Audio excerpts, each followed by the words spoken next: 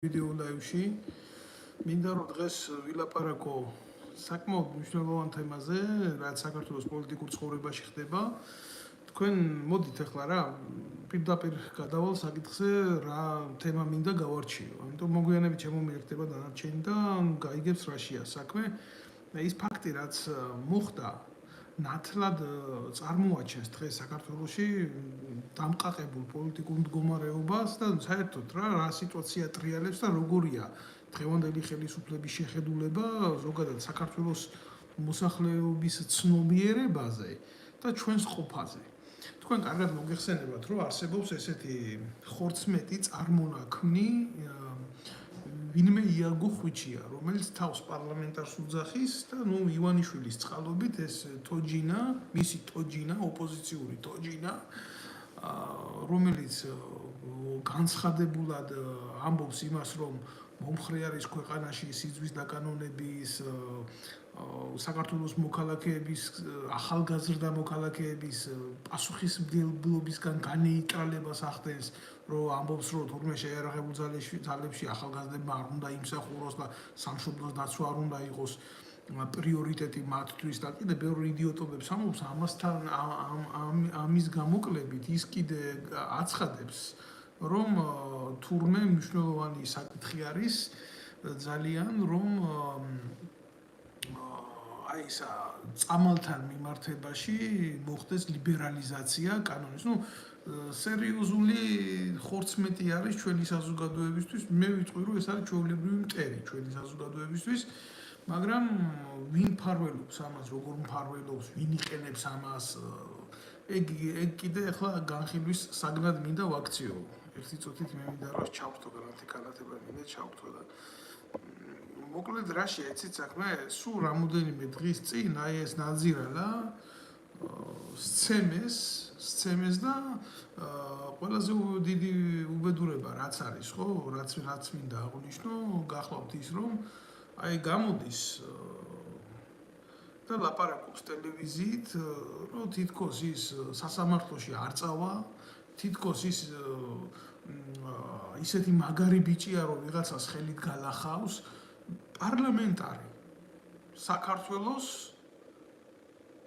საკანონმდებლო ორგანოს წევრი. პირველი ემიჯნება საბართლებრივ ნაბიჯებს.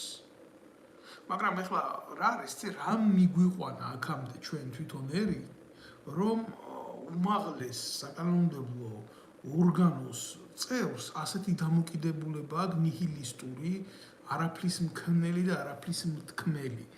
რა მაგალითია ეს საზოგადოებისთვის და ზოგადად რასთან აქვს საქმე, სად არის პოპულიზმი, მინდა გავარჩიო და სად არის თვითონ ზოგადად სახელმწიფოებრივი მიდგომა და რა ხდება. ივანიშვილმა ყველაფრის თავი და თავი არის ივანიშვილი. ივანიშვილმა შექმნა თოჯინები. მათ შორის მოგეხსენებათ, როგორ თოჯინებით შექმნა ძალაუფლების დასაკავებლად გარკვეული პარიტეტია საჭირო, რომ ლეგენდები მოყვეს და ზღაპრები დემოკრატიაზე და ამ კონტექსტში საჭირო იყო იაგო ხვიჩიას პერსონა შექმნილიყო და გამოარჩია ესენი ნაცმოძრაობას მიაყენა ამითი დარტყმა თავის დროზე ივანიშვილმა და პლუს ამას გამოიყვანა თოჯინად მანიპულატორად. რა შეიძლებოდა ამ კაცისგან შექმნილიყო საზოგადოებრივ აზრზე ზეგავლენისა და რაღაცა იმის მოსახდენად, მანიპულაციების მოსახდენად, ხო? შეუქმნა გადაცემა. ჯერ ვერ გაიგებ ეს ჟურნალისტია, პარლამენტარია, ვინ არის ზოგადად რა წარმონაქმნია. მხოლოდ და მხოლოდ ასეთ როლში შესვლას ხელს მოაწერს ნაძირლები. ჯერ ერთი ვინც არ უნდა იყოს მოღალატე, იქნება ეს ნაცმოძრაობის წევრი თუ ქართული ოცნების წევრი თუ ვინც არ უნდა იყოს, მოღალატეს სახელი არ შეცვლია, რაც ქრისტე გაყიდა იუდა მის მერე. მოღალატეს ქვია იუდა გამყიდველი ყოველგან იდევნება ესეთი კაცი. ამით მე იმას ვამბობ, რომ ნაცები კარგები და სწორები არიან. უბრალოდ როგორ თვითონ მეთოდებითაც მოქმედებდნენ, ხო?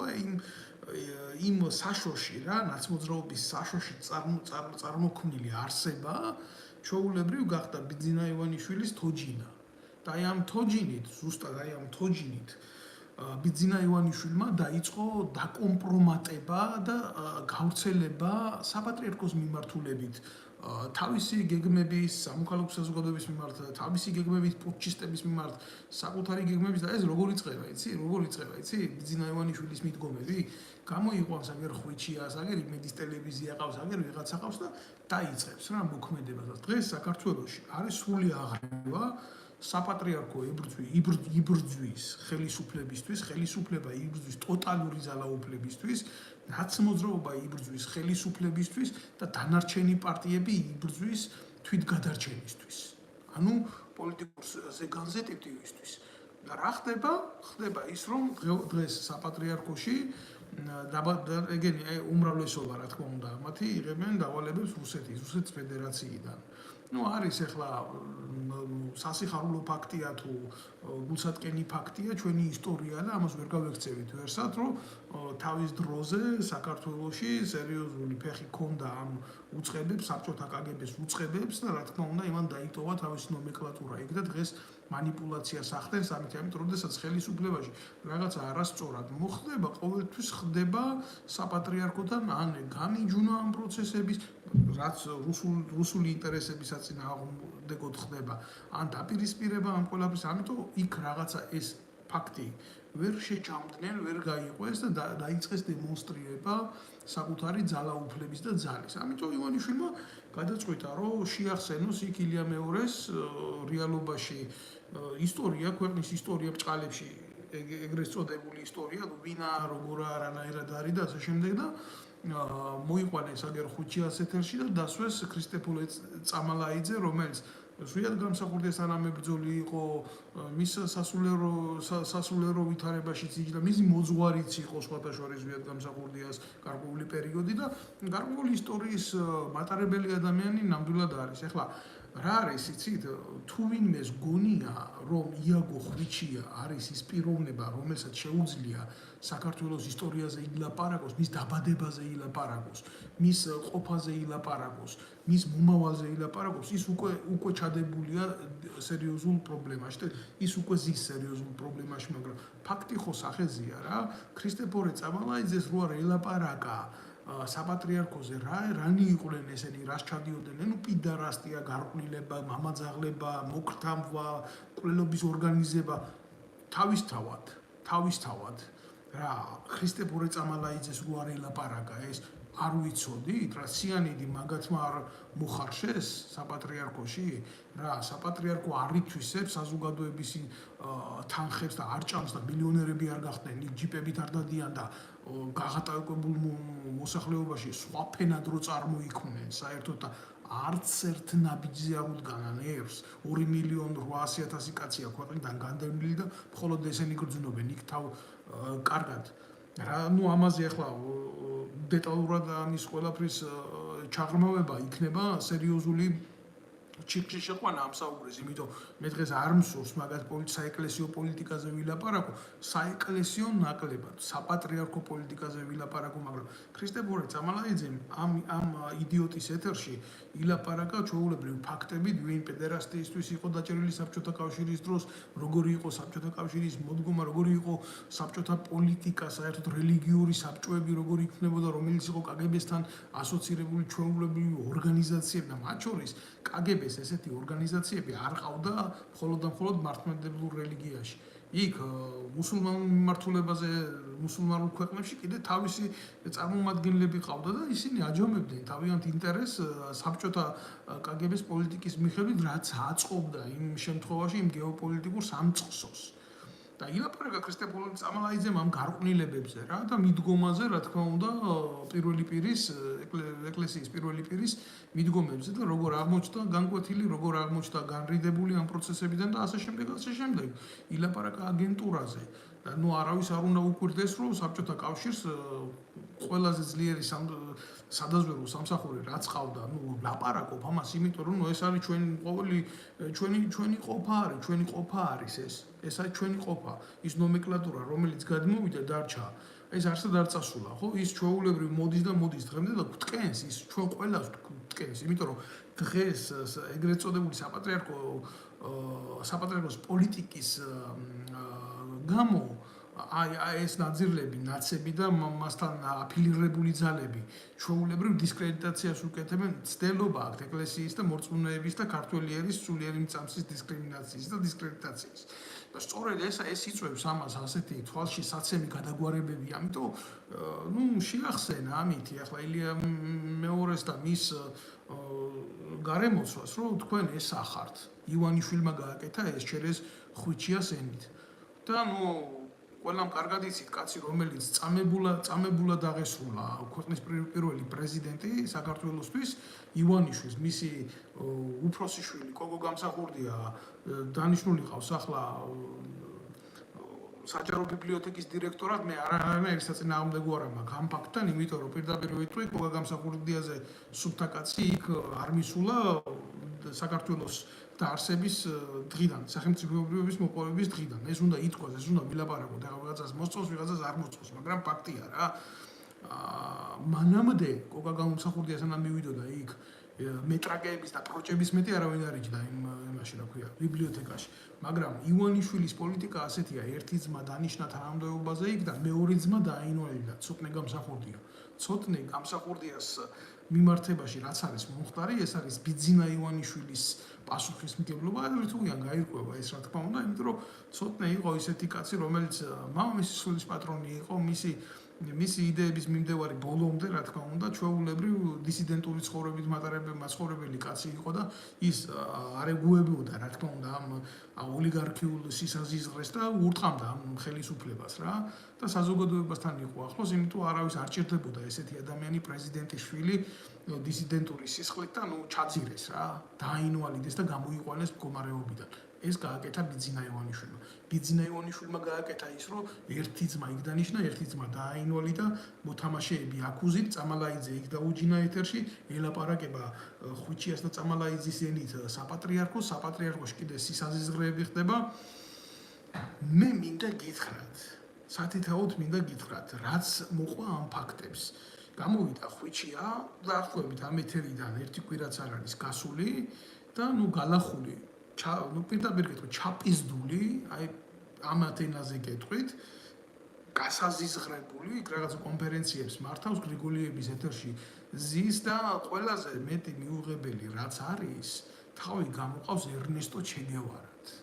და თავი გამოყავს მაგარ მუჟიკ ბიჭად, რომელმაც თურმე 90-იანებში იცოცხლა და იცხოვრა და თურმე საკუთარი ხელით იცავდა თავის კაცობას და თავის რომელი კაცობის დამცველია ეს გამოყლევებული ივანიშვილის ხურდაში გაყიდული ნაბოძვარი. აი ძალიან რთულია ახლა აქ სხვა ეპითეტები მონახო, როცა უყურებ კუკლას, შემოგდებულ კუკლას და ეს კუკლა ადგება და იმას გმირად გისახებს თავს და გელაპარაკება, რომ ესეთი ვაშკაცი ბიჭია და ლეგენდა დაიდგა როგორ იცით, რომ თითქოს იქ ჯარის თემაზე იყო ვიღაცა მისული, რომლის ძმაც გაამგზავრა მერე ამერიკაში და თურმე აი ამ ჯარის თემის გამო შეწუხებულა ვიღაცა და ხელი მოურტყია იმაზე, რა ქვია, იაგო ხვიჩიაზე. მე გეტყვით, თქვენ რაში არის სინამდვილეში საქმე, ჯარის თემის პრობლემა, რომ საერთოდ ძირს უთხრიან საქართველოს უსაფრთხოებას, ეს ცალკე პრობლემა არის. ხელისუფლება ამას აკეთებდა, რა თქმა უნდა, შეთანხმებით ნაციონალურ მოძრაობის ამ მომხრე ძალასთან, პროაქტიულ ძალასთან, ზუსტად ეს იაგო ხვიჩია იყო ბატონებო, რომელიც უშიშროებასთან ფულს ყოფდა ეგრეთ წოდებული გირჩის თავისუფლების რაღაცა საფარქვეში მიღებული ორგანიზაციით და ახლა აპირებენ, რომ ეს ფაქტი გადამალონ, რომ თითქოს სინამდვილეში რა მოხდა, იცით, საპატრიარქომ განახორციელა თავისი ჩვეულებრივი აქცია, ძალადობრივი აქცია და იმის გულისთვის, რაც ლაპარაკა ხვიჩიამ წამალაიძეს გაარტყეს ხელი მოუტყნეს დედისტრაკი. საქართველოში ასეთი უბედური რაღაცა გვჭირს რა, თანმიმდევრობითი პასუხისმგებლობა, როგორ დგება, იცი? ივანიშვილი იყენებს იაგო ხვიჩიას, საპატრიარქო იყენებს ლევან ვასაძეს, იაგო ხვიჩია იყენებს წამალაიძის სიმართლეს სალაპარაკოდ და ეს ყველას იყენებს, ყველას ხოცავს და საბოლოო ჯამში ქვეყანას არაფერი არ ადგება, იმიტომ რომ ქვეყანასთან მიმართებაში გაღებული სიმართლე არ არის ეს. ქვეყანასთან მიმართებაში გაკეთებული სიმართლე არ არის ეს. ეს არის პირადი ინტერესებისთვის ინტრიგნულად გამჟღავნებული ნაძირლული რაღაც ისა რა ქვია არაფლის მომცემი აქცია უშიშროებაში დაგეგმილი ჩვეულებრივი აქცია რომელსაც შემოკარგებო გულახდილად გეტყვით რა არანაირი შედეგი არ მოყვება გარდა იმისა რომ დაიწყება საზოგადოებაში ერთმანეთის დაჭმა და ერთმანეთის ავტორიტეტის დაწევა მე რა მინდა ეხლა რო ვთქვა რა გამოდის ხვიჩია და ლაპარაკობს რომ მე არ ვენდობი რუსეთის სასამართლოს კი ბატონო ну ამ იდეაში მე ხვიჩიას აბსოლუტურად ვეთანხმები მაგრამ რა არის იცით იმდენად ცუდად დადგმული სპექტაკლია ისიც კი არ უნდა აღიაროს რომ იმის გამო რაშიც ფული აიღო ხვიჩიამ ის მოხვედრილი ხელი ალალია მისთვის და ფულს ეს იღებს ჩვეულებრივ ბიძინა ივანიშვილიდან არანაირი თქვენ ახლა გეგულებათ საქართველოში კაცი რომელიც იაგო ხვიჩიას ინტერესებს მიყვება წარმოუდგენელია ხალხო ეს არის ჩვეულებრივი ნაძირალა რომელიც 5 სიტყვაში ამბობს 4 სიტყვას თავისი პოლიტიკური იდეის თვითლიკვიდაციისკენ ჩვეულებრივ კაცი არის პარლამენტის წევრი და ამბობს იმას რომ არა მე სასამართლოში არ უჩივრებ რუსეთის სასამართლოა იქ მე თვითონ ვიძალადებ მე თვითონ გავლახავ მე თვითონ გაუსწორდები მე 90-იანებში ნაცხოვრები კაცო აი ესაა პუტჩიზმის შედეგი ესაა პუტჩიზმის შვილები მე კიდევ ერთხელ ვიტყვი რომ სახელმწიფო თუ გვინდა ბიძია გქონდეს თუ გვინდა რომ არსებობდეთ შემდგარ რაღაც საზოგადოებად ხო არავის არა აქ ძალადობის განხორციელების უფლება იქნება ეს ხვიჩიას მიმართ თუ ხვიჩიასგან დაწყებული ძალადობა ძალის გამოყენების ლეგალური ავტორიზაცია აქ მხოლოდ და მხოლოდ სახელმწიფოს წესიერ საზოგადოებაში ძალის გამოყენების უფლება უნდა კონდეს სახელმწიფოს სად არის სახელმწიფო ხვიჩია სასამართლოში არ მივა და არ მისცემს ჩვენებას მე ვეთანხმები თუ არ მივა და არ მისცემს ჩვენებას აი ეს სრული ფარსია რომ თურმე მას რო ხელი გაარტყეს ვიღაცის მომავლის დამარხვა არ უნდა იმიტომ რომ ხვიჩია იმდარი კაცია თავის ტყავიანად შეჭამს ნებისმიერ საკუთარი მიზნების გულისთვის სხვანაირად ეს რო ასეთი არ ყოფილიყო იქ თანამდებობაზე ვერ იქნებოდა პარლამენტში ვერ მივიდოდა პარლამენტის წევრად კი არა უშიშროება პარლამენტში არ შეგიშვებს საკომიტეტო სხდომაზე თუ შენ სიმართლის ლაპარაკი გინდა ერთხელ შეაღწევ ორჯერ შეაღწევ მესამედ ვეღარ შეაღწევ უბრალოდ შენ არ შეზე არ დაუშვებენ საშვს და ვერ მოხვდები იქ როგორ გაიარა ხვიჩიამ ესეთი პოლიტიკური გზა ივანიშვილის საცვალში რომ იგზის და დღეს ამის დემონსტრირებას აკეთებს და ყველაზე დიდი პრობლემა კიდე რა არის იცი საპატრიარქო რომელიც აბსოლუტურად გამიჯნულია ქრისტეს იდეას და მორალს და ძალადობრივი აქტებით გამოირჩევა ჩვეულებრივ ტერორიზმია ეხლა ესენი რასაც აკეთებენ მნიშვნელობა არა აქვს ამას ქრისტიანულ მორალში ვიღაცის ცემა ვიღაცის განადგურება ვიღაცის გალახვა თუნდაც ძირისწამება იყოს ეს ხო არ მოსულა არ არის ეს ცოდვად ითვლება ვიღაცაზე ხელის აწევა აი მე ვამბობ თამამად ვაცხადებ იმას რომ მე გამივლია ეს ეტაპები მე ყოფილი ვარ ფიზიკური ძალადობის მსხვერპლიც ჩემ ქვეყანაში სიმართლის მსხვერპლიც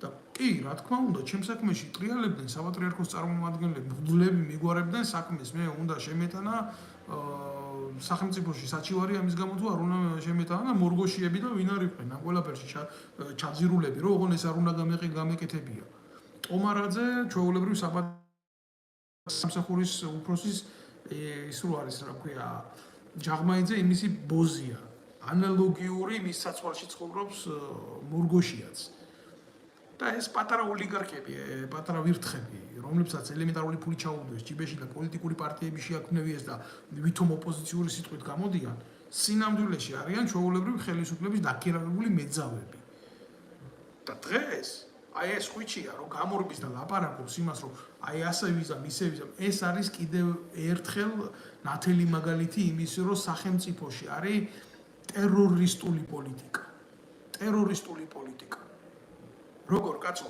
პარლამენტის წევრი ხარ ჟურნალისტი ხარ ტელეწამყვანი ხარ საზოგადოებასთან ურთიერთობ და ხელი მოგარტყეს თუ მოგხვდა და გამოდიხარ და აცხადებ, რომ იცი რა, მე ახლა კი მომხვდა ეს აქ, მაგრამ ჩემთან ოფისში მუჭი ყველას ტკივა, იმიტომ ჩვენც მაგრად გავლახეთ ისინი. შენ პოლიტიკას რო აწარმოებ, კაცი რო გქვია და პარლამენტის წევრი ხარ, შენ გაქვს პასუხისმგებლობა, შენ საზოგადოებრივ ქცევაზე. მე ახლა ილიას 1000 წელი ვერ შევადრებ ამ ნაბიჯებს, მაგრამ როგორ მოიქცა ილიას მეუღლე, როგორ მოიქცეოდა თვითონ ილია? ხელის დამრტყმელებთან მიმართებაში კი, ვინც წვია ესროლა ილიას. აი რისი მორალი უნდა გქონდეს ჩვენ და ამათ რო შეეკითხო, ილია ლიბერალი იყო. და ილიას პოლიტიკის საფუძვლებზე ცხოვრობენ ესენი. და გუშინ გვინკიცებდა, რომ აი არა, იცი რა, მაგრად გალახავს და დამიჯერეთ რა, იაგო ხვიჩი არ არის ის კაცი, რომ ვინმეს მოერიოს. და ფაქტი სახეზე არის. თორე იაგო ხვიჩიას რო შეძლებოდა ვინმეზე ხელის გარტყმა და ვინმეს დაჩაგვრა და მორევა, დღეს ამ მდგომარეობაში არ იქნებოდა. ჩვეულებრივ სიტყვით მეომარია პოლიტიკური პროაქტივისტი ბიძინა ივანიშვილი საცვალოკია გამოსული აქ და ტლიკინებს იმას, რომ ამას გააკეთებს და იმას ესაა პრობლემა. რომ იაგო ხვიჩია ლაპარაკობს პარლამენტის წევრის სახელით.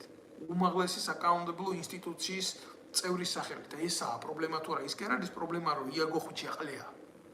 ეგ ყველა მიცის იაგო ხვიჩია ვინც არის. პრობლემა ის არის, რომ ის არის სახელმწიფოს და უმაღლესი ეშელონის საზოგადოების წევრი. ეს არის პრობლემა, ამაში მდგომარეობს. გააკეთა პარლამენტარმა ეს განცხადება, ხო, მე ვიძალადებ. რეაქცია სახელმწიფო უწყებებს პოლიციას არა აქვს.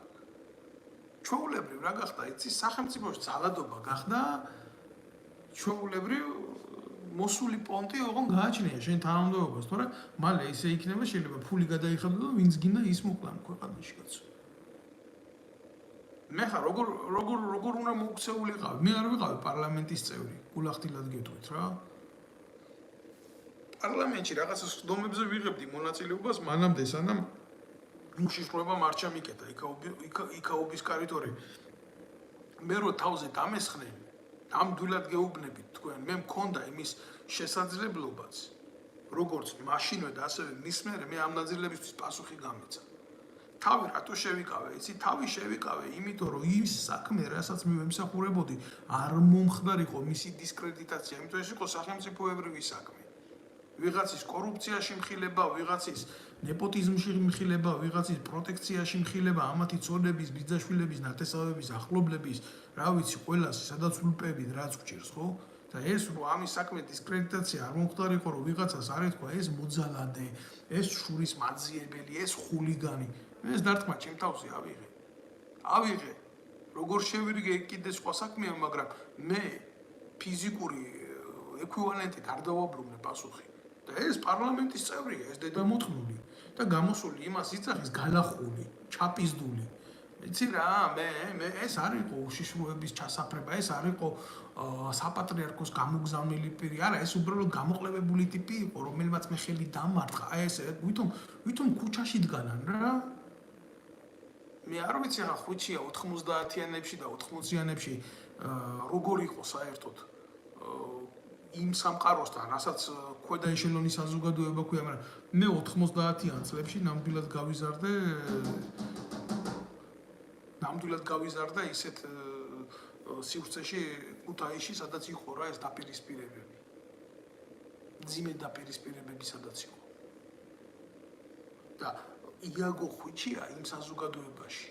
გულახდილად გეტყვით, რომ 1 საათი ვერ იცხოვრებდა თავისი მორალით და ფიზიკური თუ გონებრივი თუ კაცობრიობის შესაძლებლობებით. არ არის ხვიჩია ის კაცი, რომ 90-იანი წლების საზოგადოება ისე დააკნინოს, რომ ესე ხელისაყრით ილაპარაკოს მასზე. და გამოდის ახლა ვითომ ის მყავდეს, რა ქვია, კუბის რევოლუციური ლიდერები რო იყვნენ და უტევდნენ ასე ხელისუფლებას და მე ამას ვიზამ და მე იმას ვიზამ და კომენდანტე და რა სირობაა ეს მაგარი რა. ამის მიღება, ამის გაправება იმაზე მეტი კრიმინალია, რაც ხვიჩიას ჩაცხეს სახეში და გალახეს იქ რა. შენ თუ პარლამენტის წევრი ხარ, უნდა გამოხვიდე და უნდა თქვა, რომ მოხდა არასწორი დამოკიდებულება, ვითხოვ ამის გამოძიებას რატო იყო, მაგრამ რას მოითხოვს? ივანიშვილის ტრაქში მაცხოვრებელი გნიდა. ჯერ ბიჭო კაცი რომ იმას მოაწერ ხელს, რა ქვია, რომ და იტყვი, რომ ქვეყანაში ბოზობა დავაკარგოთ. კაცი რომ იმას მოაწერ ხელს, რომ წამალი გავხადოთ მისაღები და ამას დაარქვევ ნოვატორულ გეგმებს, ხო? და პოლიტიკოს დაგიძახებენ. შენ ჯერ მართლა ბიძინა ივანიშვილის სულელი დედა მოთხრა, რომ შენ უფლება მოგცა პოლიტიკოსად იწოდებოდე, შენ პიტერასტო შენ.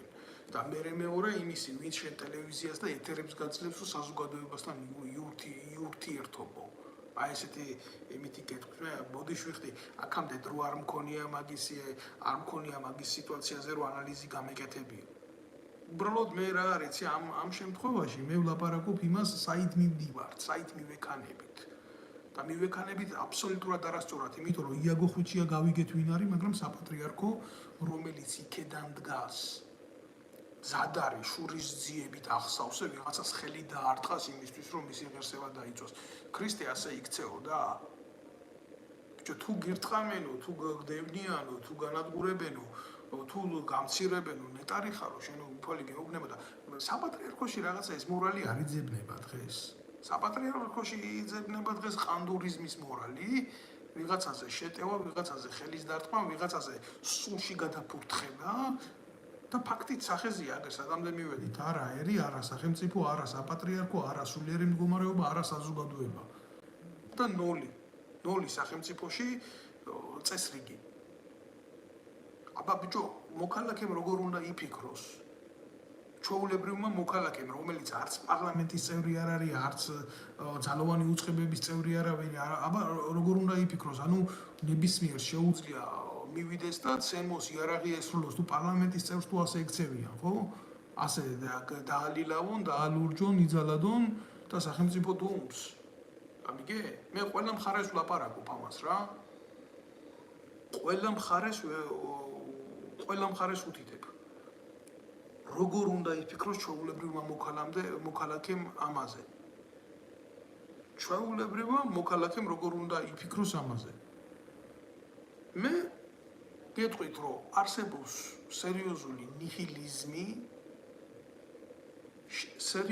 ნიჰილიზმი არსებობს და ამ ნიჰილიზმს საზოგადოებაში ვერავინ ვერ უშველის, თუ არ მოხდება სერიოზული რადიკალური ცვლილებები.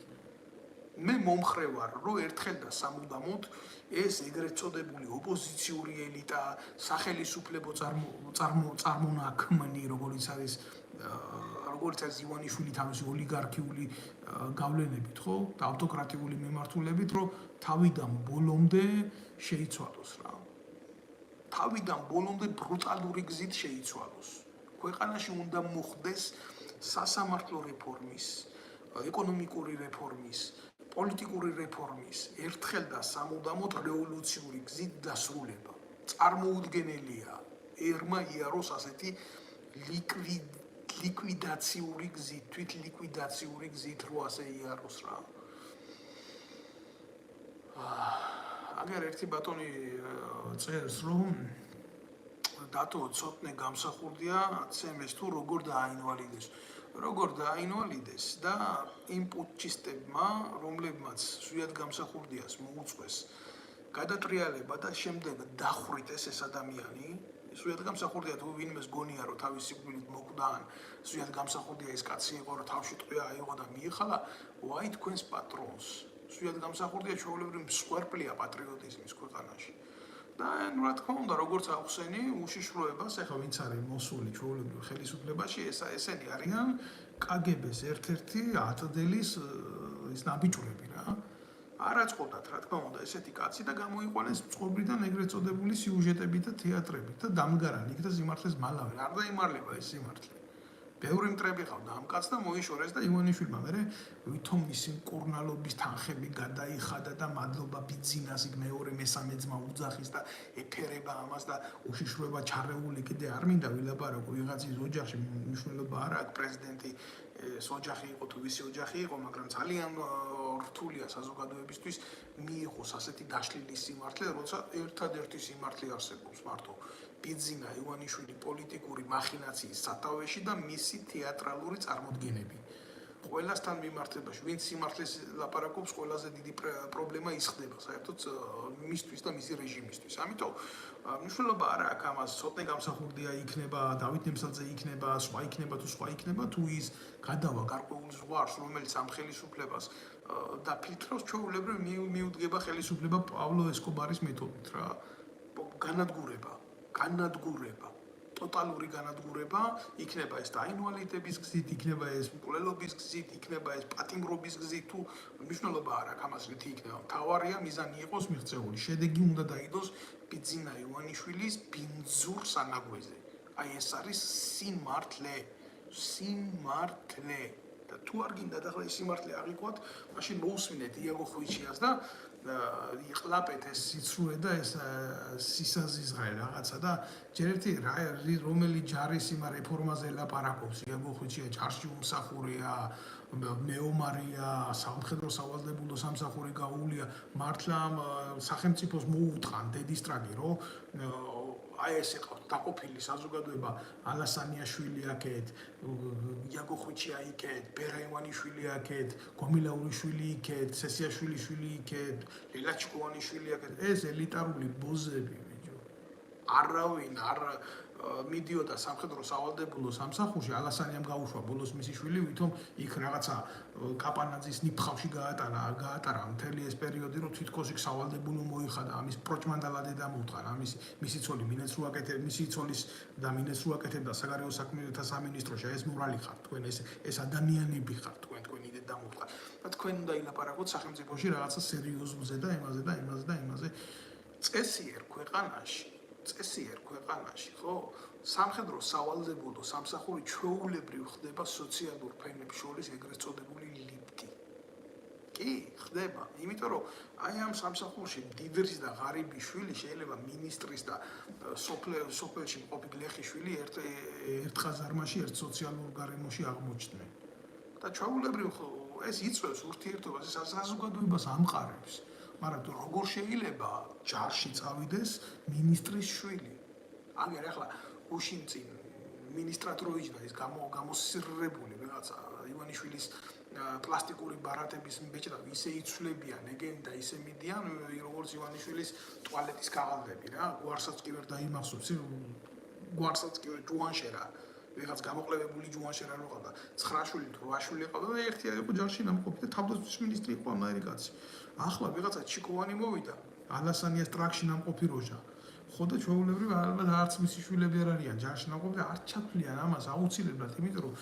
რა ხდება იცი ხელისუფლების შემადგენლობა როგორ კომპლექტდება აი შეხედა მოვიდა ხო ძალაუფლებაში როგორ მოვიდა ძალაუფლებაში მახინაციით გადატრიალებით მამაძაღლობით ფული პოლიტიკაში კიდე ცალკე პრობლემაა ამაზე ცალკე ვილაპარაკებ მოვიდა დაჯდა იქ დაიწყო მახინაციების კეთება და რა ქნა საზოგადოება არ იცნობს იმ ადამიანებს ვისაც ესენი თანამდებობაზე ნიშნავენ იმიტომ რომ ესენი ხო არ წამოსულან საზოგადოებრივი ცნობიერებიდან ეგენ ამათ ხალხს მოპარეს ძალაუფლება რა და ნუ ნიშნავს მე ეგერ ალესანიას გუნჩი ერთი გამოსირებული ყავდა ვიღაცა რომელიღაცა სახელმწიფოზე მუშაობს იცის რომელიც სახელმწიფოს ბოზია რა აგერ ხიდაშას ვიღაცა ყავდა დაქვემდებარებაში ის იცის რომელიც სახელმწიფოს ბოზია რა ამიტომ აი იმ სტრუქტურაში იმის ბოზი დასვა ამ სტრუქტურაში ამის ბოზი დასვა იმ სტრუქტურაში იმის ჩათლახი დასვა და საბოლოო ჯამში შეკრა რაღაცა ეგრეთ წოდებული ილუზია რომ ყველა სახელმწიფოს კონდეს თავის ინტერესი საქართველოს სხვადასხვა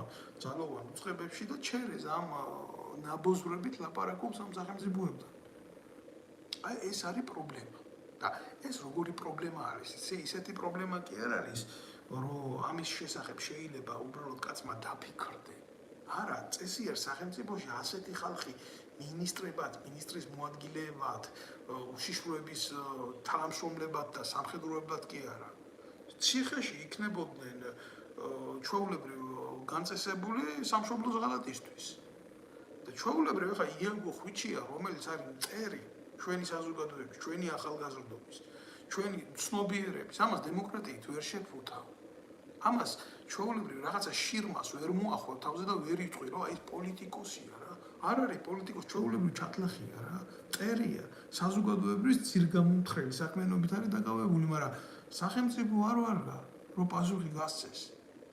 პასუხი რომ გასცეს ესეთი სახელმწიფო, ქართული სახელმწიფო არ არის ბატონებო.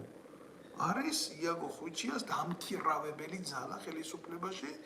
დღეს რომ დაჭირდება საპატრიარქოს მიჩმორება, მისცემს უშიშროება დავალებას, მოუგვარებს საქმეს, დაუსვამს წამალაიძეს, წამალაიძე ილაპარაკებს სიმართლეს მაგაზე და მე ვიღაცა საპატრიარქოში გააკეთებს ზარს და ეტყვის ხედავთ თქვენ პროჯექტო? თქვენ ხო არ დაგავიზღათ, ვინ იღავით? ამიტომ თქვენ ჩუმად იღავით, მაგ კარგს ჭამთ, კარგს სვამთ, კაი მანქანებით დადიხართ, საყვარლები, ნარკოტიკის გულისთვის არ გიჭერთ, ციანიდი იცოცხლე, თქვენი გამოგონილია. ამიტომ რა არ გაკმაყოფილებთ? აი ესე შეკითხებს დასვამს. მე ისინი ყანდურები ხო გადაიხედავენ აქეთ გვერდზე, გადმოიხედავენ აქეთ გვერდზე, შეხედავენ სახელმწიფოს რა ძალაუფლება გააჩნია, გინდა სამართლებრივი, გინდა მორალური, გინდა პოლიტიკური და ასე ხდება ერთმანეთის მიჩმორება. იქიდან თუ ვიღაცა ბიტი აღმოჩნდა, კიდე მეუფეებად რო ყავთ ავტომატჩიკები დაყენებულები, ისინი იტყვიან, რომ აი შენ ამას გიზამ, შენ იმას გიზამ, შენ ამას გიზამ. აი ასე იმართება საქართველოს და საქართველოს საზოგადოებრივი წყობა. სამწუხაროა ეს. სამწუხარო ასეთი ქვეყანა არ აშენდება. კრილოვს აქ ერთი თორწდები კრილოვის არის, ხო? ესა ლებეჩუკაი რა კარგი ჩემ ბავშვობაში გვასწავლიდნენ ამას. გვასწავლიდნენ ამას იგავარაკია, იმიტომ გვასწავლიდნენ, რომ საერთო აზრი ყოფილიყო რა პრეამბულა ესეთია, რომ აი ეს ცხოველები იმას წევენ და ვერ გამოაქვთ, იმიტომ ყველა სხვადასხვა მიმართულებით მიდის. და შედეგი არ დადგა რა. და ბოლოში ასეთი ისა გადაწყვეტილება მიღებული მწერალს, რომ когда у товарища согласия нет на ладих дела не пойдет. და ძალიან მარტივად ვიტყვი ეს დედანში ასია და მითო თქვი, რომ როდესაც მეგობრებს შორის თანხმობა არ არის, საქმე სამზეოზე არ გამოვა. და როგორ გამოვა, როცა თავდაცვის მინისტრი ცალკე უბერავს, შინაგან საქმეთა მინისტრი ცალკე უბერავს, ეკონომიკის მინისტრი ცალკე უბერავს, ივანიშვილი კიდე ცალკე უბერავს, პრეზიდენტი კიდე ის ცალკე მოცემულობაა ვისტრაქშიზის. და არ გავს ეს კრილოვისი გავარაკს. ხვიჩიას ენით რო კომპრომეტირდება ჩვენი ქვეყნის საპატრიარქო, მე ეკლესიას არ ვეხები, ეკლესია არის უფლის იმყოფება, ის ზეცაში ჩვენ გვაქვს ტაძარი. და ეს ტაძარი ამ ნაზირლების წყალობით უამრავჯერ არის შებილწული და წაბილწული. და თავზე გადავიდი, იმაზე არაფერს არ ვილაპარაკებ, ვიღაცა პეტრე კოლხი რო ყავთ. ეკლესიაში თვითონ საპატრიარქოში არის ძალიან სერიოზული ბრძოლები სარწმუნოებაში ძალაუფლების განანაწილებისთვის, ხო? იქაც ტრიალებს უშიშროება შიგნიდან, იმიტომ რომ არის მცდელობა გაიყოს საქართველოს მართლმადიდებლური ეკლესია, როგორც საბერძნეთშია დაყოფილი 3 თუ 4. და ძალიან ბევრი მცდელობაა, რომ ამ მიმართულებით მოხდეს უფრო პროტესტანტული მიდგომები მიდის. ხო და ამას რა თქმა უნდა საზოგადოების ფართო მასებს ამაზე არ აქვს ცნობა და არ შეიძლება გქონდეთ ამაზე ცნობა, იმიტომ რომ არ არიან სწორად ინფორმირებული რა. არ არიან სწორად ინფორმირებულები და აი ესეთმა ტიპებმა სხვადასხვა რაც ილაპარაკა წამალაიძემ იმის ეთერში, მაგრამ მოგლად გახტო მასო არაფერი არ უნდა დავა, ამას იმას ასწავლიდიო და რაღაცას დაამთავრებიებდი. და იცით როგორი იყო, აი როგორ მხდებოდა გულზე, როგორც ესე იგი ჯარში კეთდებოდა ეს, კეთდებოდა რა. ისე ხდებოდა თურმე ეკლესიაშიც რა. ჯარში ყველაფერი რო ქონოდა, ამათი გაწკიპინებული ისინი რო იცარებოდა რა, ბიოგრაფიები, ხო. მებრძოლი სული არ ქონდა კაც რა, რომელსაც თავმჯდომარეობაზე ნიშნავდნენ ბატალიონის მეთაურად, ბრიგადის მეთაურად, რომელსაც გენერლის წოდებას აძლევდნენ და ასე შემდეგ. ეკლესიაში, ანუ საპატრიარქოში, ხო? ინიშნებოდნენ ხალხი მღვდლებად, იკურთხებოდნენ მღვდლებად, ყველაფერი ქონდათ სულში სარწმუნოების გარდა. აი ეს არის პრობლემა. ეს არის პრობლემა, ადამიანის მოწოდება და ადამიანის ინტერესი იყო რადიკალურად განსხვავებული ერთმანეთისგან. ეს არის პრობლემა. მე ვფიქრობ, რომ ულახდილად გეუბნებით რა, მე ვფიქრობ, რომ თუ ჩვენ უახლოეს მომავალში, აი ამ ყველაფერს არ მოუღეთ ბოლო, თუ ჩვენ ეს უბედურება არ დავასრულეთ ბრუტალურად, შანსი არ აქვს, ჩვენ არ აქვს როგორც ერს, რომ გავაგრძელოთ ცხოვრება. პრობლემა არ არის, კიდევ ერთხელ გეუბნები, დიაგო ხვიჩიაში არ არის ხალხო პრობლემა. პრობლემა არის საზოგადოებაში. საზოგადოებას შეუძლია ეს თამაში მიიღოს ყოველდღიურობად. წესიერ ყოველდღიურობად შეუძლია ეს ყველაფერი მიიღოს, თორე ნებისმიერ წარმატებულ ქვეყანაში, სადაც პოლიტიკოსი იმას იტყვის, რომ იცით რა, მე სასამართლოს იმ მოტივით ავარიდებ თავს, რომ მე მაგას ფიზიკურად გაუსწორდი. ის იმ მეორე დღიდან პოლიტიკას ვერ გააკეთებს. და პოლიტიკა კეთდება როგორც სკამი.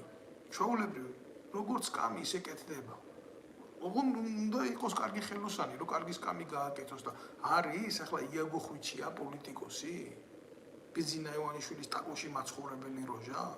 მოღალატე, საკუთარი წარმომშობი თუნდაც ნაცმოძრაობის რა. მოღალატეს ქვია მოღალატე იუდა. ჩვეულებრივ იუდა გამოიყენა ივანიშვილმა აგინებია სააკაშვილი, აგინებია ის ტიპი არის, რომელიც ჩვეულებრივ ნეგატივს აშუქებს. მისი მთავარი მოტივი არის გამოვიდეს გააშუქოს ნეგატივი. ამ კაციდან ინიციატივა რამის გაკეთებაზე, რამის წინსვლაზე არასოდეს არ წამოსულა და არ წამოვა. მისი ინტერესი არის დაშალოს სახელმწიფოს ინსტიტუტები და ძლიერება. დაშალოს ჯარი, დაშალოს პოლიცია, დაშალოს საზოგადოება, დაშალოს საპატრიარქო. ეს ემსახურება ამ საქმეს. და უშიშროების სამსახურები, რომლებსაც აქვთ პირდაპირ ვალდებულება აღკვეთონ მისი აქცია ქართველი ერის და საზოგადოების წინააღმდეგ, პირიქით ხელს უწყობს მას ამ საქმიანობაში. მას აძლევს პრიორიტეტს ერთ-ერთ ცდომაზე სხვადასხვაშორის იმას ვერ ვიტყვი, რომ რასაც ამბობს 100%-ით ტყუილია. იაგო ხვიჩიას აქვს გველის ნიჭი იმისთვის, რომ ადრე ნაციონალურ მოძრაობას დაქვემდებარებული კონსპირანტი ბოზები, როგორც არის მაგალითად ჩაჩიბაია გენერალი რო გახადეს, ესენი ახლა სამღვდელოებაში ვისაც ეხება, იცის რა, რადონის შესაძლებებში არიან შესული და რადონის დაშორებული არიან რა, საქმიანობას, ხო? და მაგაც ელაპარაკობს. და როცა იცის ვის ელაპარაკობს, ხო? ყოველთვის აქვს მას დიდი ფორა. ახლა ვიღაცა რუსი მიწერს, რომ შენო ქართველი ხარო, უნდა რა პასუხი უნდა გავცე რა. მთელი უბედურება რა არის, იცი, ეს ხალხი თვითონ ვინც ამას აკეთებს, ქართველი არ არის. ისინი არ არის ჭეშმარიტი ქართველები, ესენი არიან გვარდგადაკეთებული ნაბოზვრები რა. მე არავის არ ვეხები, არავის შეურაცხყოფა არ მინდა მივაყენო, მაგრამ უმრავლეს შემთხვევაში ესენი არიან სომხები, ან არიან აზერბაიჯანელები, ან არიან სხვა კონფესიის წარმომადგენლები, კიდევ ერთხელ ვიტყვი გულახდილად, რომ მე არა ვარ წინააღმდეგი არც ერთი ეროვნების რა. არც ერთი ეროვნების და არც იმის წინააღმდეგი არა ვარ, რომ საქართველოს საპარლამენტო ცხოვრებაში ამ ადამიანებმა, რომელიც ჩვენი საზოგადოების წევრი არიან, ჰყავდეთ თავიანთი წარმომადგენელი და რა თქმა უნდა დაიცვან ინტერესები, გინდა თავისი საზოგადოების, გინდა თავისი რელიგიური და ასე შემდეგ, მაგრამ როდესაც ეს ადამიანები აკეთებენ სიყალბეს და სხვისი სახელით, სხვისი გვარით ცდილობენ არა ქართული საქმის გაკეთებას, მათ შორის ბევრი ქართულადაც კი ვერ ლაპარაკობს, ხო? ახლა ამაზე ცოტა არ იყოს, ცოტა ბრუტალური შეხედულებები მაქვს რა. ჩემო კარგებო, ამის მაგალითია ის, რომ როდესაც ესეთი თამაშები მიდის საზოგადოების წინა ხაზზე, აუცილებლად რაღაცა ფუჭდება უკანა ხაზზე. მაგალითად რა ფუჭდება უკანა ხაზზე, ხო? ივანიშვილის არიერგარდში მყოფი ნარკომანი ლაპარაკი მაქვს გიავოლსკიზე, ალბათ ამას არც უნდა დამალვა, რომ ეს არ არის ქართველი. ლაპარაკობს ხიდაშელთან, ამის დედა შევეცი, მე ამ ხიდაშელთან ერთის დედა მოტყანი, თინა ხიდაშელისის და მისი მოგვარისიც. ეგ რუსეთის ფედერაციის ემისრად რო დგას და ერთმანეთში აქვს დიალოგი, შეხვედრები, ურთიერთობა და სიყვარული. ახლა გიავოლსკი ყოფილი პუჩისტი, ყოფილი ნაბოზვარი, შევარდნაძის ტრაგნახოცი როჟა არის და პლუს ამას თავისი დოზა გერაინის სახლში მიდის, როცა ჭირდება და ასე შემდეგ. ეგ ახლა ყველამ კარგად იცის, ვინც ძალოვანი უწყების წარმომადგენელია, ვინც ადვოკატოს სფეროში მოღვაწეობს, ვინც ახლო არის იმ პოლიტიკურ ფაფასთან, რაც იხარშება საქართველოში, ყველა მიცის, ჩვეულებრივ როგორი პოლიტიკური ბარონიც არის გიავოლსკი რა. ხო და ამ გიავოლსკიმ ამ ადუღებულ პერიოდში რა, როდესაც ხვიჩიამ დააბატქუნეს იქ, როდესაც ხვიჩია გამოდის და საზოგადოებას ტვინს ურევს, ხო? აგერ გიავოლსკი გამოდის გიავოლსკი და ლაპარაკობს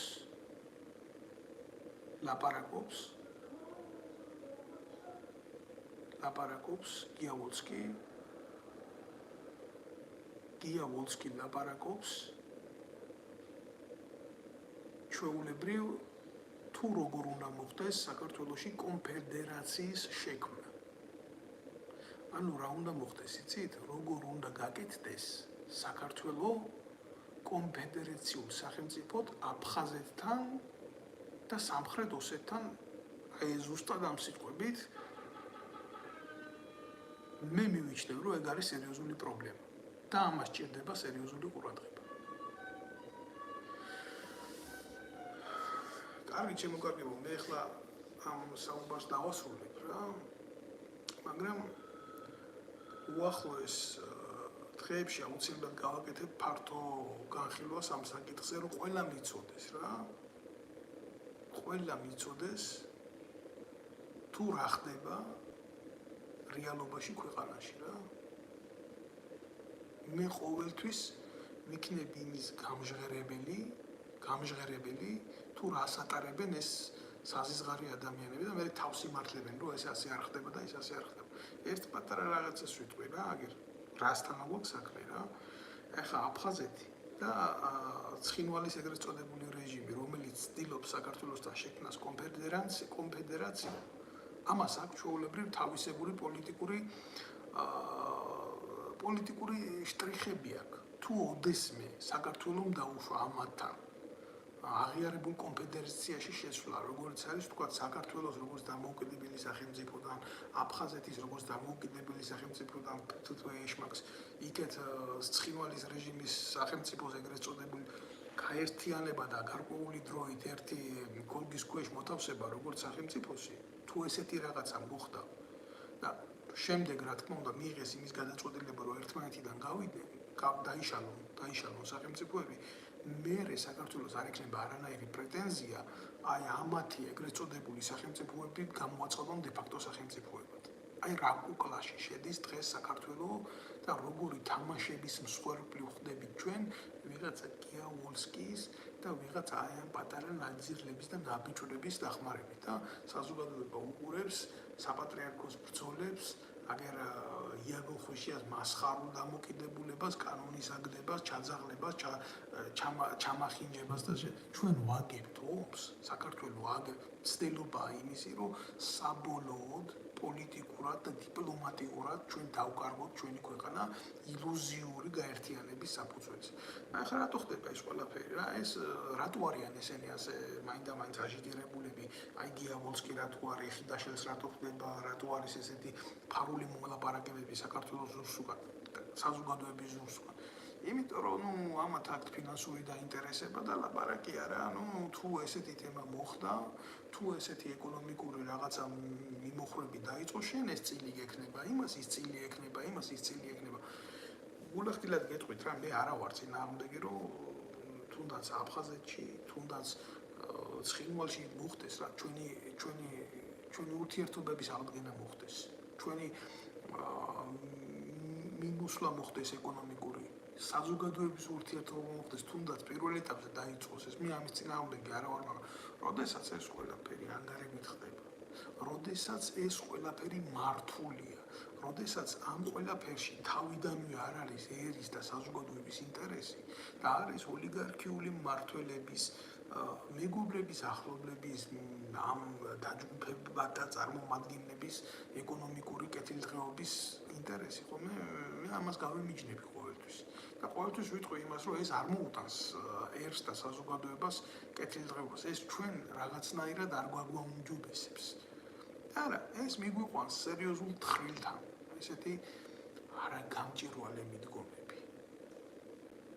ესეთი სიბნელე ჩვენ საბოლოოდ გამოგვითხრეს ძირს და საბოლოოდ მიგვიყვანს ჩვენ იმ დილემასთან, რომლითაც მე ვერასოდეს ჩვენ შვილებს თვალებში ვეღარ ჩავხედავ. ახლა გარკვეული შანსი არის რა, გარკვეული რაღაცნაირად ის კიდე არის, რომ დროთა განმავლობაში ჩვენ კიდე გამოვთქვათ პრეტენზია რა თქმა უნდა, საერთაშორისო პოლიგონზე, რომ ამ ტერიტორიასთან მიმართებაში მით უმეტეს ახლა როცა მძიმე ვითარება უკრაინაში, როდესაც რუსეთი ესე აწარმოებს ღია საბრძოლო მოქმედებებს, კიდე შეგვიძლია რა, გარკვეული პოლიტიკა ეს არის, ხო, პოლიტიკა არის დროსა და სივრცეში განხორციელებული ქმედებათა დელეგირებული მსვლელობები, ხო?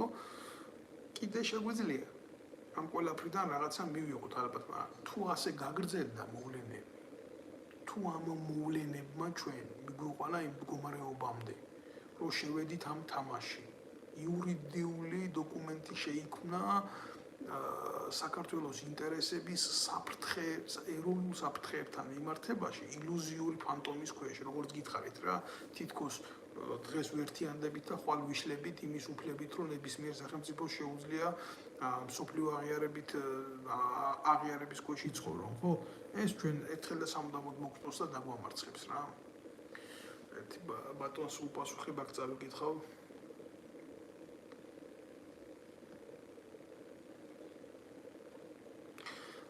ბატონის ვამს აგერ შეკითხვას, რომ როგორ ფიქრობთ თქვენ, რომ ამ ყველაფრის მიუხედავად ქართველიერი რომ არსებობს, ეს ისი დამსახურება. ჩვენ ეს ინერციით ხდება.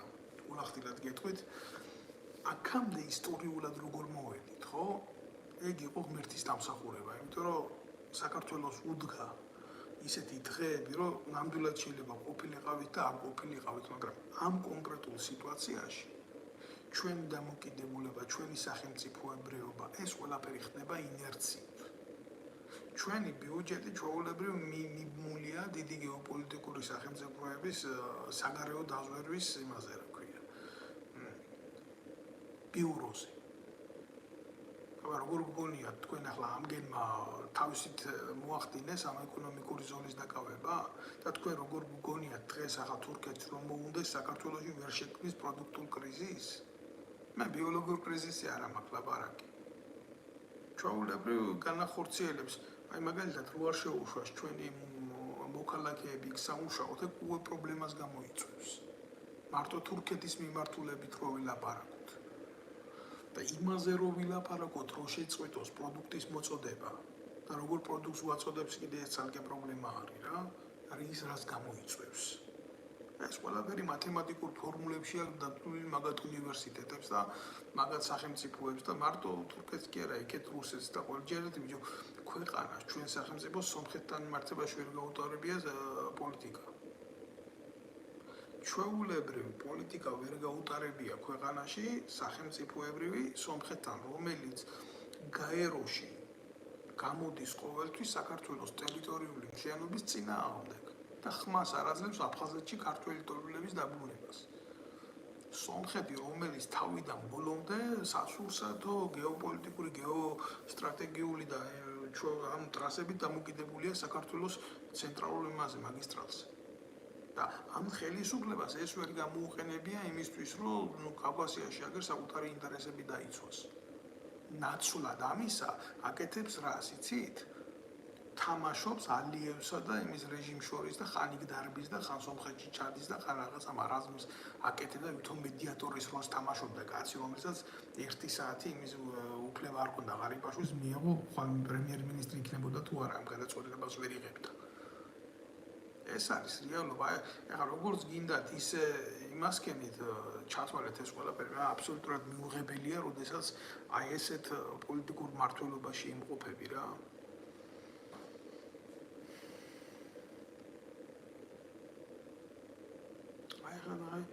აგერ ქალბატონი მოგვიყევი ოსეთის ომის ისტორია, ოსეთის არა გენაცვალე რა. ოსეთის არა.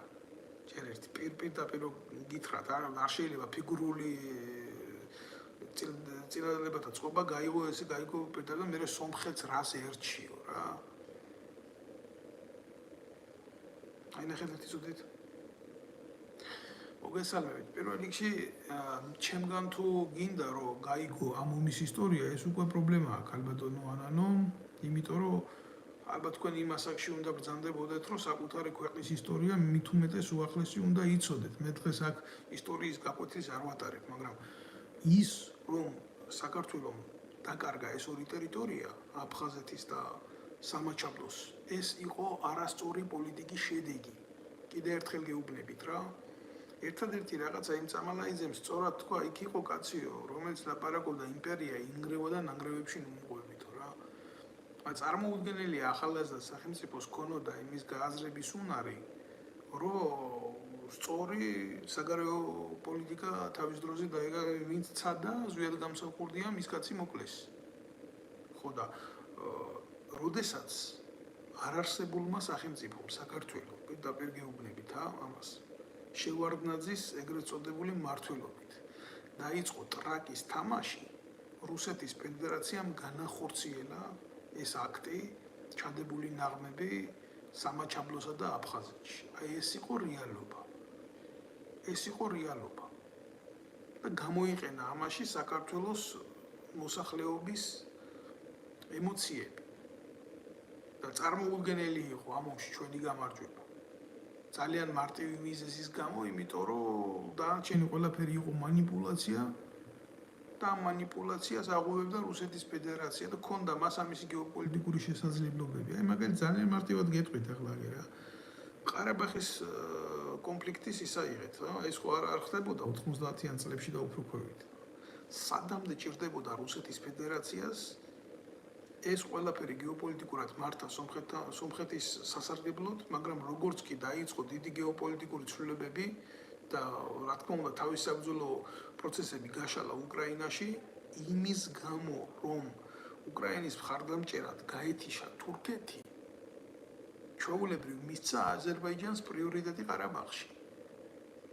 აი როგორ მოქმედებს ეს ყველაფერი ახლა თუ თქვენ არიცით, რომ აზერბაიჯანი და თურქეთი ხშირად ერთ სახელმწიფოს უწოდებენ ორერში რა. რელიგია ერთი, მიმართულება ერთი, გენეტიკური კოდი ერთი და გეოპოლიტიკური ინტერესიც ერთი, რა თქმა უნდა, ხო? აი ასე იქცევა რუსეთი. რუსეთს საკმაოდ ძლიერი საგარეო დაზვერვის და გეოპოლიტიკის გამოცდილება გააჩნია. ეს არის სამართალმემკვიდრე იმ დიდი გეოპოლიტიკური დერჟავის, რომელსაც ერქვა საბჭოთა კავშირი და ეხლა პატარა საქართველო თავისი როგორ გითხრა რა დავარქვა შევარდნაძის ხელისუფლებას, მერი სააკაშვილის ხელისუფლებას, ანტონი ივანიშვილის ხელისუფლებას რა.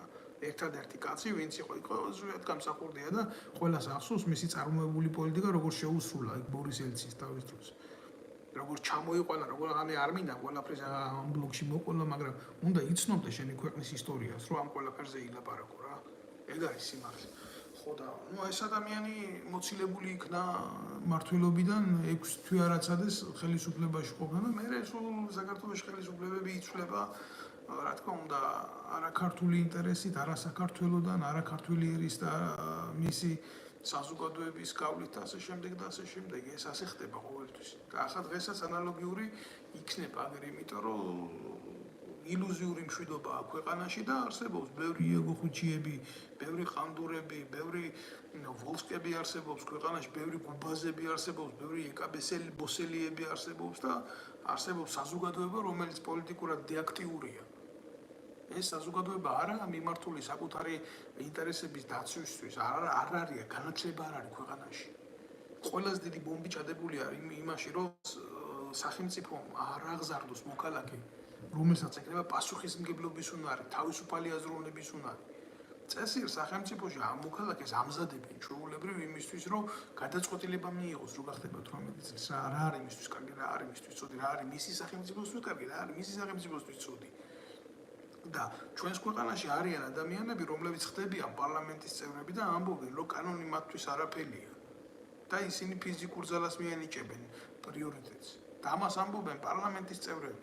როდესაც მათი შეგნების დონე უნდა იყოს იმხელა, რომ უნდა იცოდეს, რომ ძალის გამოყენების უფლება ესაა სახელმწიფო პრიორიტეტი. მხოლოდ და მხოლოდ სახელმწიფო პრიორიტეტი და სამართლებრივ სახელმწიფოში ყოველთვის ასე ხორციელდება ეს. და შენ ყავს მოქალაქეები, ახალგაზრდები, რომლებიც გახდებიან სრულწლოვნები და ექნებათ თავისი ხმის ამორჩევის კონსტიტუციური უფლება და ამ საზოგადოების იდეალები მერხიდანვე არის სხვა სახელმწიფოს იმაში, რა ქვია, ჩართული და სხვა სახელმწიფოს მიმართულებაზე გადასული და მოწონთ ამერიკაში როგორი ცხოვრება, მოწონთ თურქეთში როგორი ცხოვრება, მოწონთ იტალიაში როგორი ცხოვრება, როგორ წავიდნენ სხვაგან სამუშაოდ, ან ასე შემდეგ და ასე შემდეგ. და პატრიოტიზმის დეფიციტია ქვეყანაში. პატრიოტიზმის დეფიციტია პოლიტიკაში. პატრიოტიზმის დეფიციტია ქართულ სპორტში სიკამდე რა. ყველა მიმართულებაზე არ ვამაი მაგალითად ფეხბურთი აიღეთ. მაგაზე კიდე ცალკე გასარჩევი თემაა და სალაპარაკოა ეს ასე რატო არის. პატრიოტიზმის დეფიციტი, ანუ ვინ აკეთებს ასეთ იმას რა ქვია, კაბალას ქართულ ფეხბურთში. იმიტომ რომ გუნდურობის ეს არ შეიქმნას. საერთოდ ერის ფსიქოლოგია, ერთიანობის ფსიქოლოგია, ხო? და გუნდურობის ფსიქოლოგია ეს ძალიან მოქმედებს ქვეყანაში პოლიტიკურ პროცესებში. აი მოქმედებს, იმიტომ რომ აი ესეთ მდგომარეობაში ვიმყოფებით ჩვეულებრივ ნარკობარონებს, აი ამ პოლიტიკურ ბარონებს, აი ამ საზღარ ადამიანებს უკავიათ ხელში ყველანაირი ბერკეტი ძალაუფლების და ლაპარაკობენ დღეს ქართული ხალხის სახელით და გეუბნებით მე რეალობას მინდა ყველა მანდილოსანს მიულოცო, მათ შორის ვისარგებლო შემთხვევით და 8 მარტი არის და მინდა რომ ყველა მანდილოსანს მიულოცო, მაგრამ ქვეყანაში სადაც 200 ლარია პენსია 300 евро და 200 евро უნდა ყვავილის ბუკეტებს რო იღიდო რა. ესეთი რაღაცა გერ ევროპაში არ ხდება და საქართველოში ასე ხდება. და კარაკი 20 ლარი ღირს 250 გრამიანი კარაკი. ქვეყანაში სადაც 200 ლარია პენსია. და 100 ლარი აქვს იმას ომის მონაწილეს, რომელმაც 20 წელიწადში სამეული ომი გაიარა სახელმწიფო. ბევრი პრობლემებია. და უმთავრესი პრობლემა არის საზოგადოების გათიშულობა და არასწორად აღქმა პოლიტიკური მოვლენების. ეს არის პრობლემა. აი აქ მინდა ყოველთვის დაუბრუნდები, ამას მე ყოველთვის ვილაპარაკებ, ამას ჩემი პრობლემა მდგომარეობს სამწუთას იმაში, რომ მე არა მაქვს მეტი დრო, რომ დროულად უპასუხო ყველანაირ ამ მოვლენებს რა.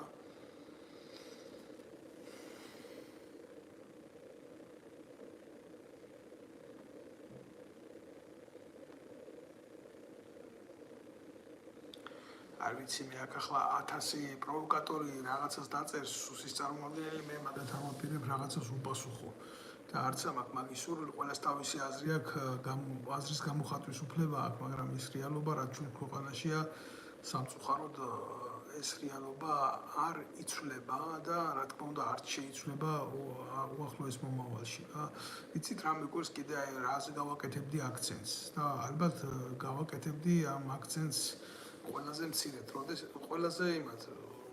ყველაზე ხაზგასმით გავაკეთებდი რა. იაგო ხვიჩია, როდესაც გამოდის და ლაპარაკობს ქართულ ჯარში სავალდებულო გაწვევების გაუქმებაზე რა. ეს ნაბიჯვარი ერთი არ გამოსულა და არ უთქვია, რომ როცა იყო ეს მისიები ავღანეთში, ერაყში, ეს მისიები უნდა შეწყდესო. აი ესეთი კონტინგენტით, როგორც ვარ წარმოდგენილიო, ხო? მაგალითად, ხო, ევროპის წევრი ქვეყანა არის, საბერძნეთი თქვენ იცით, ხო, 7-8 ჯარისკაცი ყავდა გაგზავნილი ერაყში. 7-8 ჯარისკაცი ყავდა გაგზავნილი, რა. ჩვენ 1000-1500 კაცი ამერიკის და გერმანიის მერე ჩვენი კონტინგენტი ეს პატარა ქვეყანა, რომელიც არაფრის წევრი არა ვართ, ვიყავით იქ წასული და მსხვერპლიც რა თქმა უნდა იყო რა. ერთი არ გამოსულან ესენი და ამათი ტუალეტის პოლიტიკური ძალა და ერთი არ უთქვიათ, რომ ესეთი გაწვევები უნდა გაჩერდეს. რატო? იმიტომ რომ ავღანეთიდან საქართველოში მოედინებოდა ნარკოტიკი, ეგრეთ წოდებული სუფთა. ხო და ესენი ეს დედამოწყნულები ამ ყველაფრის წილში იყვნენ რა და აი ამ ნარკოტიკების შედეგი რა თქმა უნდა აგერ არის საზოგადოების ტყავზე არის იგრძნობა ეს ყველაფერი რეგულარულად და რანაირად. მე ახლა ამ ეთერში ამაზე ლაპარაკი არ მსურს. იმიტომ რომ ნუ ამ მოკლე პერიოდში იმავს კენი რა ქვია სერიოზული მხილებები გავაკეთე ამათ ეგრეთ წოდებულ ნარკოპოლიტიკასთან დაკავშირებით და როგორც უყურებ მე მაგათ პროპაგანდოლებს აეწვათ იქ რაღაცა ნინი ბადურაშვილები რო ყავთ ნარკორეალიზატორები ეგრეთ წოდებულ ფეშენბომუნჩი და ისა კიდე კოკი ფერაზები მეტრაკეები რო ყავთ და კიდე ისინი ანდრი ჯოხაძეები და აი ეს დროჟებს ტკივათ რა ეგ ყველაფერი რა სერიოზულად ვინც ქმნის მე პოლიტიკას ხელისუფლების ამათ კიდე ცალკე მოუბრუნდები ამაზეც კიდე ცალკე ამაზე მოვიცლი მე ამ შემთხვევაში მინდა რომ უბრალოდ ნათელი მომეფინა აი ამ სიმასხარავაზე რაც ხდება ვინც რევს წყალს და მე ვინც იჭერს ამ ყველაფერში თევზს რა აი ეს მინდოდა მეთქვა. ჩვენ ახლა თქვენ გადაწყვეტეთ, თქვენ შეხედეთ თქვენ აწონეთ, თქვენ დაწონეთ, თქვენ თვითონ გაანალიზეთ, რასთან აქვს საქმე და გამოიტანთ, რა თქმა უნდა, მე მჯერა, რომ თქვენ